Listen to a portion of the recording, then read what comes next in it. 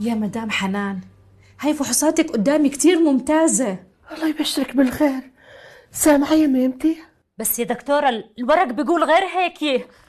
تفضلي هي ها.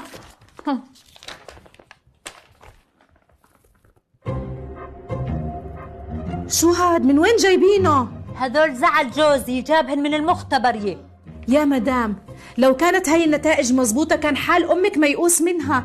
انتوا ليش بتفاولوا على الحجة؟ ما شاء الله هاي فحوصاتها قدامي كتير ممتازة.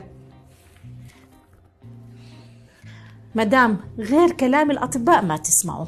مشكورة يا دكتورة، وضحت الأمور. قومي قومي يما قومي.